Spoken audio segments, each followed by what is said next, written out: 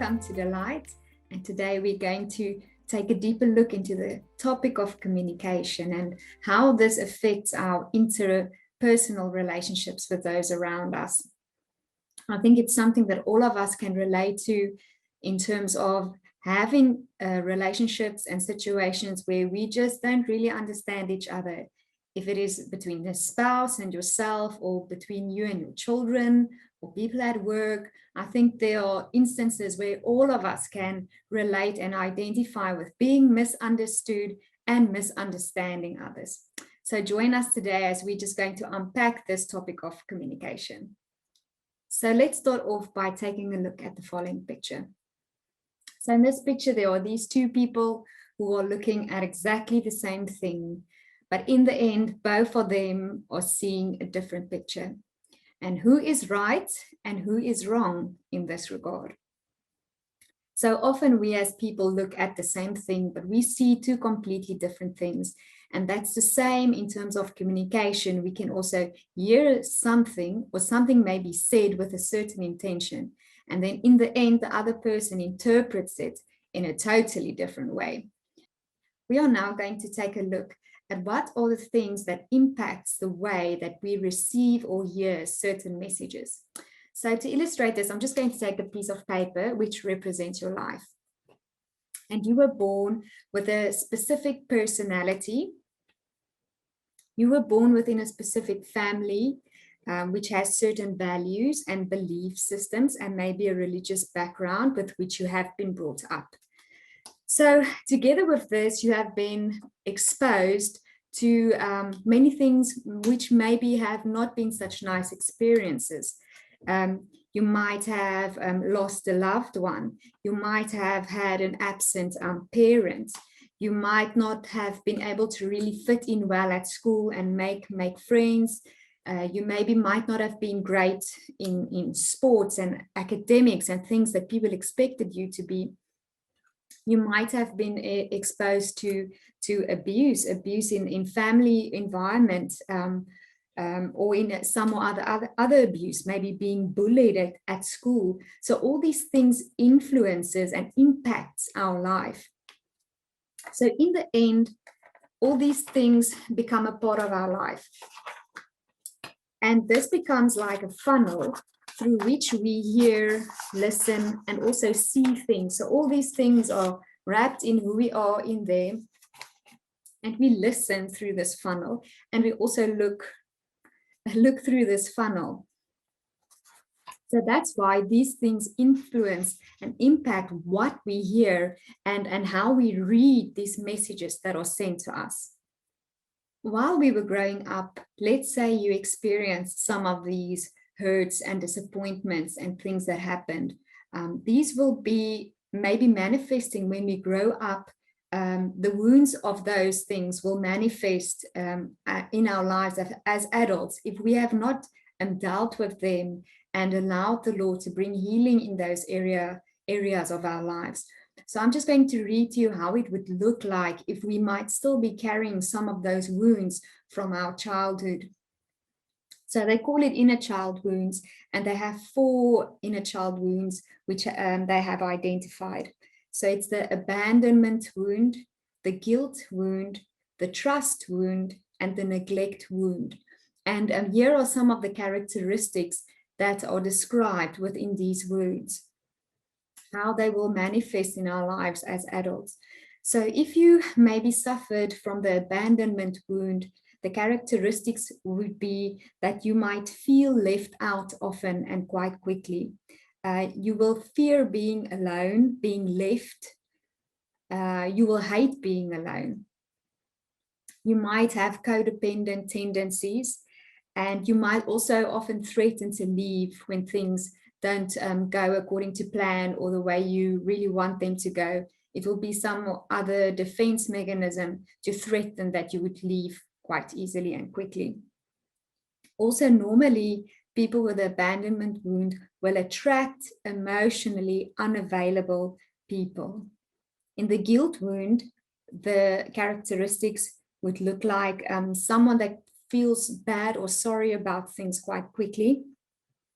They don't like to ask for things, like to ask for help or support, or so they don't like to ask for things. They can use guilt to manipulate. They are afraid to set boundaries, and normally they attract people who make them feel guilty. Then on the trust wound, the characteristics are they're afraid to be hurt, and they don't really trust themselves. They find ways not to trust others as well, and they feel insecure and need lots of external validation. You really have to praise this person a lot. They really want to hear verbally that they're good enough, they're beautiful enough, they're talented enough, that they can make it. They need that affirmation in an excessive way. They don't really feel safe. Normally, they attract people who also don't make them feel safe. And then the last one, the neglect wound. These people often struggle to let things go. They have very low self-worth or self-esteem. They get angry quite easily. They struggle to say no. They also repress emotions. They fear being vulnerable. So they won't really often let their guard down. They will maybe have walls and a mask that might hide what they're really feeling inside. Normally, they attract people who don't appreciate them or make them feel seen. The sad part is, if we look at the inner child wounds, each of these 4 wounds, if the wound is abandonment, you often attract people who abandon you. And if your wound is neglect, you will often attract a partner or friends that make you feel not good enough, not worthy enough. So it's sad how the thing that actually is your Achilles heel is the thing that you attract to your life. If you do not allow the Lord to bring healing in that area and to bring his truth and his wisdom and his victory in your life in that area. So furthermore, if all of these wounds have not been healed, it makes them to become certain trigger points where, if, for example, you were bullied when you were younger, if you come into the workplace and as an adult and there's a colleague who has a teasing personality, but they don't often quite know where to draw the line, it would quite quickly put you back into that frame of mind and those experiences which you had when you were growing up while being bullied.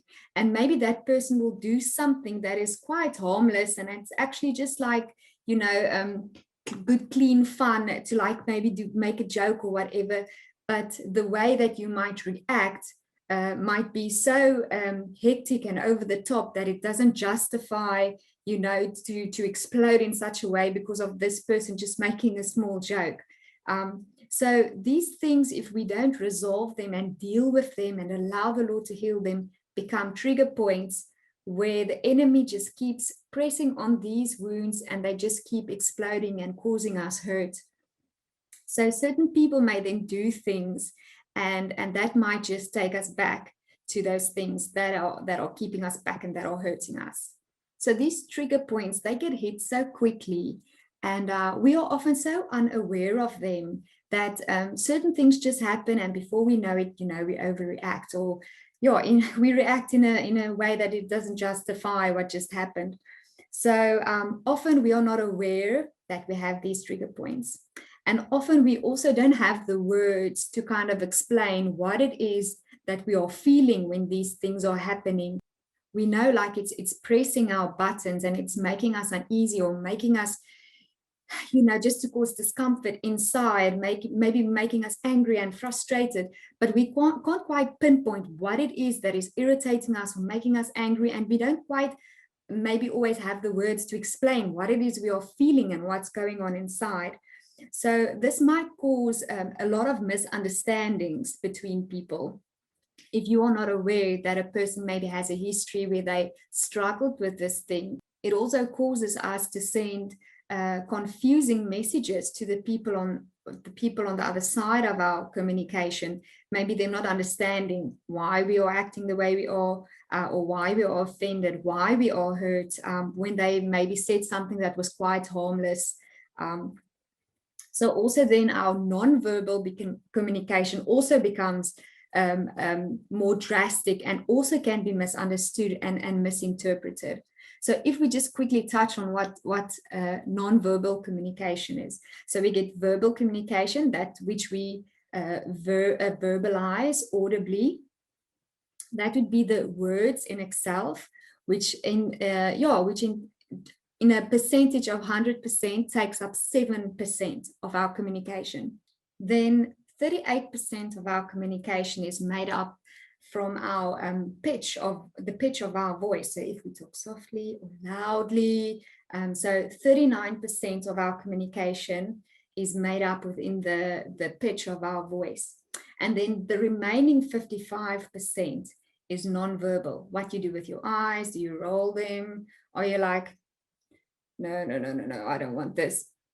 You know, what is your body language communicating? Are you happy? Are you confused? Don't really understand? So without even making a sound, people read what your body communicates. So in the end, the tone of voice and what your body communicates makes 93% of the 100% of communication. So that's why it plays such an important role in how we send things and why people read what they read into it. So if I want to scold my dog, and I tell him, Levi, you are such a naughty boy. You've been so naughty. I'm so angry with you. His tail just keeps wagging. And he's thinking he's going to get a treat now because he did something right. But if I say, Levi, you naughty now, stop it. You know, he hears in my tone of voice and in my body language, he needs to stop. And he reads that and he understands that. So that's why the biggest part of what we communicate is not exactly the words that we use, but how we say it. Tone of voice, body language.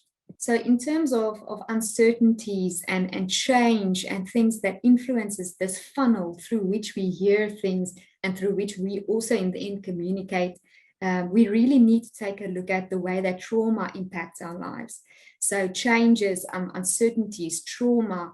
If you think about losing a loved one on the trauma scale, that's ranked at the top. Losing a loved one, it's the worst form of trauma that we can go through. Then also, if you lose your job, that's also one that's rated quite high. Also, when people divorce, the trauma is quite high for all parties involved, not just the parents, but especially for those children. It's devastating.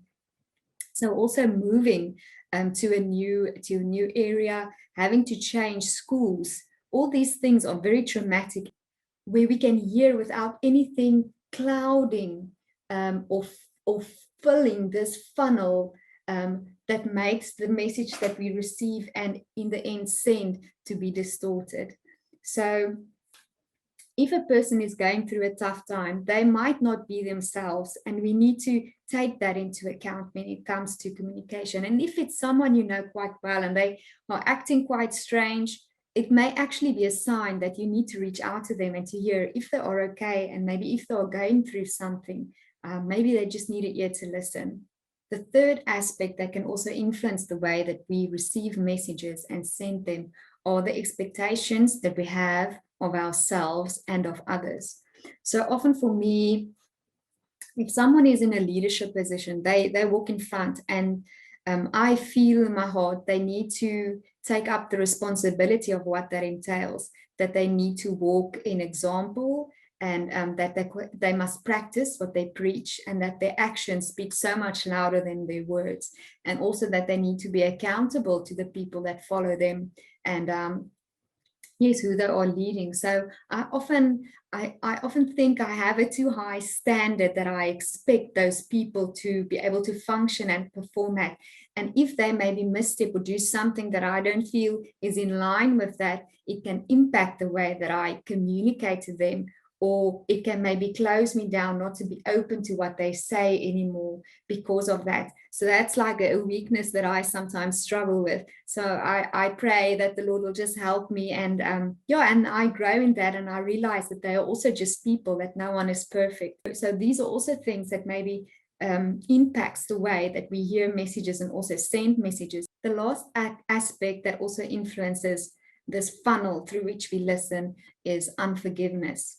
If we have not forgiven maybe ourselves or the people who have hurt us, unforgiveness clouds our judgment. And if someone maybe speaks to us which we have not forgiven, we might maybe send communication signals where we turn our back on them, or we don't even look at them while they're speaking, or our communication is to avoid them, to when you see them, turn the other way and just avoid them. So unforgiveness, keeping score, that's just adding more stuff to this funnel that's already so full of things. And unforgiveness is a burden which hurts you more than it hurts the person which you are not forgiving. Actually, often that person goes on with their life and they don't even know that they offended you or even care that they hurt you. So forgiveness is more about yourself than about the other person. Unforgiveness is like, you may be tired of hearing this, but drinking little bits amounts of poison, but hoping the other person will die. So forgiveness sets you free, and it takes these bad things that happened, that pressure point where someone can come and push that button and really get you angry, put their finger in the hurt that you are experiencing. When you come to a place where you forgive, it allows these wounds to become healed. So that when someone comes, it's not trigger points anymore. It's not hurting you. They can even touch it. It's like a scar that's become healed. They can touch it. But you see there was a scar, it was there, but it's not impacting your life anymore because it's healed. So that's why we need to forgive. It's important. Otherwise, it stays something that can cause hurt for us. So just to end off, I just want to encourage you that if your funnel, the filter through which you hear and through which you see has become clouded and clogged up with hurts from past experiences and from bitterness and anger and unforgiveness, allow the Holy Spirit to come and shed his light on those areas and to come and work and to bring a healing which is a healing which is forever. When God comes and when he restores, it's not temporarily. He does a complete work, and we can live in freedom. The things which are tough in this life, Jesus said, in this world you will have many troubles, but take heart because I have overcome the world. And these things which we are going through, which the enemy intended to come and to destroy, he's the one that comes to kill, to steal, and destroy. And these things which he has used in your life to bring destruction and death and devastation, God says, irrespective of that, I will use those things to bring victory in your life. I will let those things work out for your good because you love me. So those things that the enemy wanted to destroy us, God will use those things as stepping stones to bring us to live in victory, to grow us through those, to bring healing through that, and to bring meaning out of it. So those bad things happen because the enemy comes to kill, steal, and destroy. Also, often we make mistakes. We make decisions which are not good for us. And those have certain results, certain fruits, which are not always good fruits. And that also steals from our lives. And also there are people around us who also make mistakes and who don't always choose to do the right thing. And that also steals and harms us. So you don't have to be a victim of those things for the rest of your life. God is the true restorer, and he restores like no one else can. I want to encourage you, if you've not listened to Lorraine's testimony on how God brought such intense healing into her life, that when she had to do the recording on the testimony, she actually had to go back and say, Lord, I can't even remember how I felt back then when I was dead in my depression and in my addiction, and the things that went through my mind and how I felt and the things that I battled. It's like it's so far behind me. I can't even remember how it felt, So that is the way that God heals and how he brings restoration. So thank you for listening. And then you can tune in to our next session. We're going to take a look at how can we change and in the end, be better listeners and communicators.